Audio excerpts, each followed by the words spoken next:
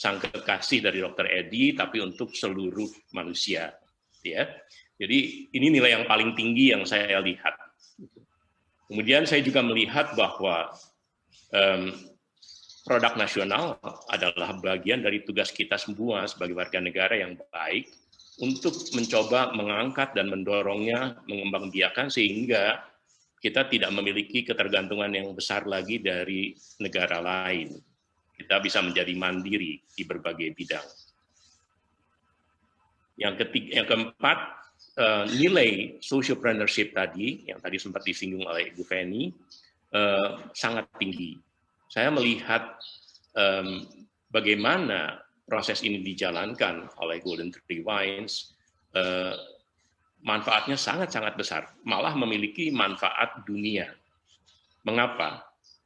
Melalui kegiatan ekonomi yang sifatnya sustainable, yang sifatnya berkesinambungan, dan juga ramah lingkungan, terjadilah semacam proteksi dari sebuah area hutan alami, hutan tropik, yang luasnya mungkin lebih dari 30.000 kilometer persegi pada saat sekarang, itu seluas negara Belgia, kalau saya nggak salah. Ya.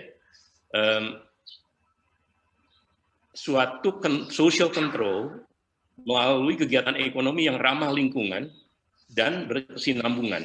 Ini susah sekali untuk dijalankan, untuk ditemukan.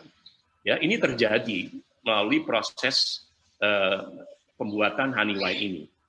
Ya, mengapa? Para petani madu di Kalimantan Barat ya akan menjaga hutannya dengan sangat baik dari para pembalak hutan, para perusak hutan, ya, karena mereka melihat bahwa lahan rezeki mereka ada di sana, dan itu merupakan bagian dari kehidupan mereka yang sangat alami dan sederhana. Ya, semoga pemerintah juga mengamati ini dengan baik dan juga memberikan perlindungan-perlindungan yang dibutuhkan, karena ada kekuatan-kekuatan lain yang bisa merusak ini, gitu ya. Ini nilai yang paling tinggi yang saya lihat dari sisi sociopreneurship tadi. Ya. Nah, kalau ini kita bisa jalankan dan kita tularkan di berbagai area Indonesia yang masih banyak sebetulnya potensinya. Kita melihat Indonesia bagian timur dan barat sekali, di mana sekarang mulai terbuka melalui kegiatan-kegiatan pembangunan destinasi tourism. Kita akan melihat bahwa banyak sekali potensi-potensi alam di bagian dari negara kita ini yang masih belum tersentuh dan diketahui. Saya yakin Dr. Edi akan juga melanjutkan inisiatif mulianya ini ke area-area yang lain yang berhubungan dengan penciptaan enzim dan prebiotik tadi, karena areanya pasti sangat-sangat luas. Gitu. Ya. Itu yang saya lihat dengan sangat gamblang, dan mengapa saya mengatakan bahwa ini sebuah anugerah, sebuah berkat untuk saya boleh berbisnis dengan Golden Tree Wines. Ya, saya ucapkan terima kasih pada Pak Edi yang sudah mau mengajak saya untuk bekerja sama. Ya, untuk saya it is beyond business. Ya, Pak Edi, Dr. Edi. Untuk saya ini adalah bagian dari upaya kita untuk kemanusiaan dan juga untuk membangun keberdayaan saudara-saudara kita, para petani madu di Kalimantan Barat. Saya kira itu aja yang saya ingin sharing hari ini. Terima kasih banyak untuk waktunya, Ibu Feni. Ya, terima kasih banyak Pak Edi sendiri. Luar biasa ya penuturan dari Pak Edi. Memang Pak Edi ini pebisnis nasional yang tangguh sekali ya. Kita boleh mampir ya Pak ya ke Depik ya? Dengan senang hati, anytime. Anytime ya. Pokoknya kita harus mampir ke sana karena wah, ini Pak Edi kok pinter aja pilih lokasi Pak? Karena memang didasarkan atas passions, gitu ya. Saya menjalankan banyak sekali property development pada saat itu, dan ini adalah cinta saya yang paling besar, gitu. Saya mengatakan pada diri saya, kalau sampai properti saya harus dijual, yang pasti tidak akan saya jual adalah ini satu. gitu ya. Wow. Memang the big. Iya, iya. Jadi kalau bisnis dasarnya cinta ini luar biasa ya Pak ya, dampaknya kemana-mana ya Pak ya. Sangat. Tidak ada yang bisa mengalahkan. Iya, betul, betul. Terima kasih banyak Pak Edi atas waktu dan kehadirannya. Jadi Dokter Edi, bagaimana harapan Dokter Edi ke depan nih untuk anak yang berumur 2 tahun ini? Ya, terima kasih Bu Feni ya. Ya saya tadi saya ketemu Pak Edi ini di BNI ya, Business Network International ya. Di situ jaringan para pengusaha yang mereka punya visi yang sangat besar ya. Dan saya teman-teman yang lain nanti kalau mau bergabung nanti bisa hubungin kita ya. Nah, tapi yang Bu Feni tanyakan tadi harapan ke depannya gitu ya. Nah, teman-teman sebetulnya sih banyak sekali penelitian yang bisa di Indonesia, banyak sekali penelitian yang sangat bermanfaat yang kalau kita kembangkan itu akan luar biasa gitu ya.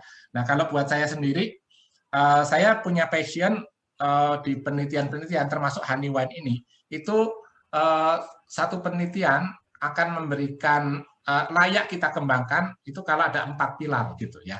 Nah, apa itu? Pilar yang pertama yaitu memiliki health impact terhadap kesehatan itu ya. Nah, karena background saya penelitiannya di bidang medis ya dan herbal, jadi kalau makin besar health impact-nya itu kita layak perjuangkan tuh. Tapi apakah itu cukup?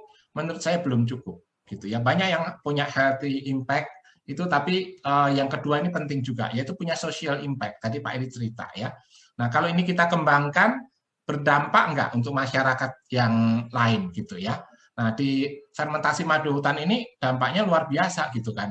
Untuk orang-orang Dayak di pedalaman Kalimantan ya, itu dampaknya besar sekali. Mereka bisa nyekolahkan anak-anaknya jadi sarjana loh. Dengan memanen madu hutan dan dijual secara layak ke kita. Ya, dan tentunya mereka dibina, nggak disuruh panen kita asal tampung. Membina mereka juga nggak gampang awalnya. Itu kita kerjasama dengan jaringan madu hutan Indonesia ya. Dan yang petani-petani anggur di Bali ya, bekerja sama dengan Sababe Winery itu petani-petani di sana yang tadinya daerah paling miskin di Bali itu sekarang mereka bisa nyekolahkan anak-anaknya sampai sarjana juga. Gitu ya. Jadi bukan sekedar kita sehat.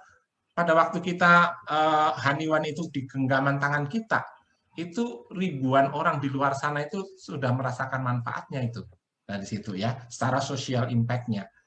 Yang ketiga, environment impact. Coba bayangkan, sejak madu hutan ini betul-betul dikelola dengan baik, itu nggak bakar hutan lagi, gitu kan?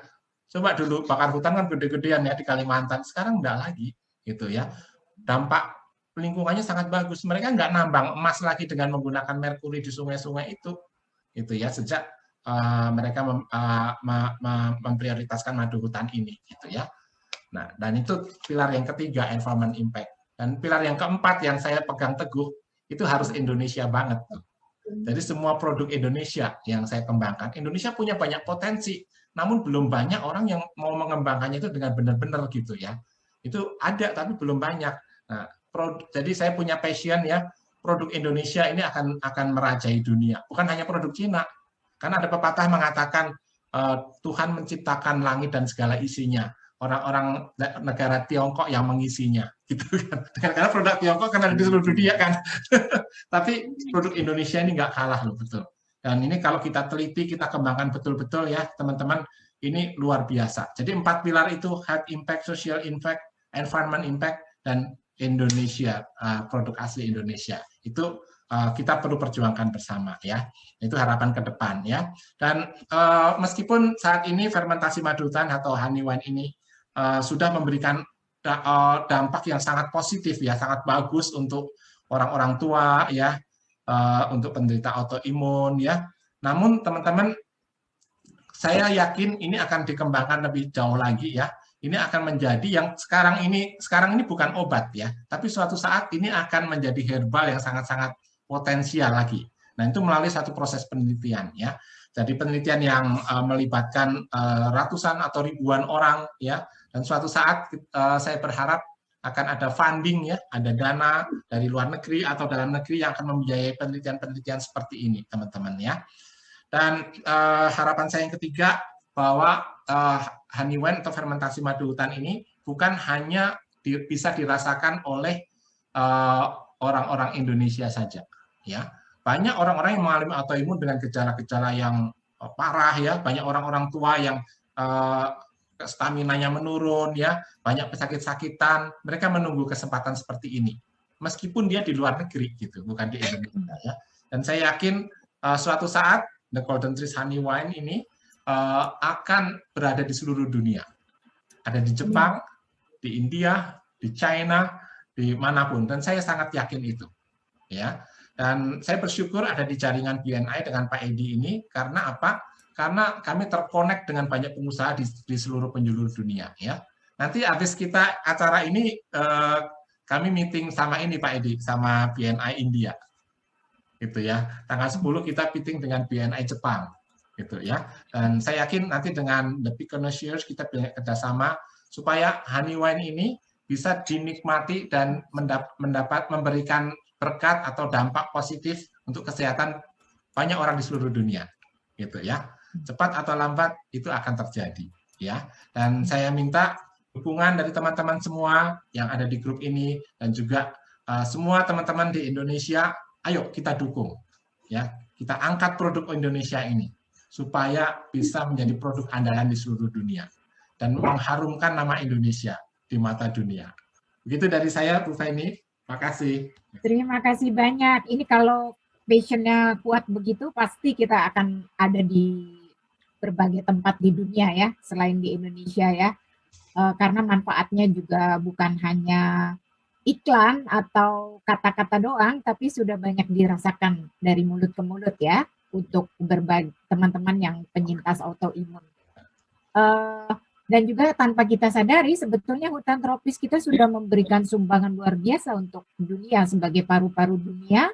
Dan juga satu lagi, berbagai obat-obatan yang beredar di dunia saat ini, konon merupakan penelitian dari 3% materi yang ada di hutan tropis. Masih ada sekitar, ya kalau kita bilang 80%, 90%, yang belum diteliti. Ini salah satunya sudah diteliti madu hutan ya oleh orang lokal seperti Dr. Edi ya.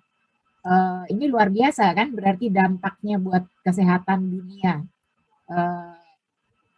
Kekayaan bumi Indonesia ini ternyata bukan hanya untuk sumber makanan, tetapi juga sumber kesehatan.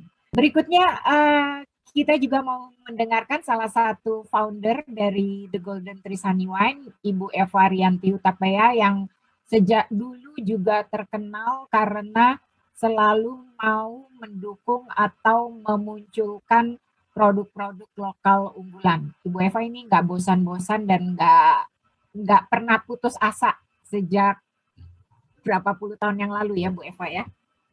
Dan Ibu Eva juga kolektor kain-kain nasional. Nah sekarang kita dengarkan sedikit sambutan dari Bu Eva.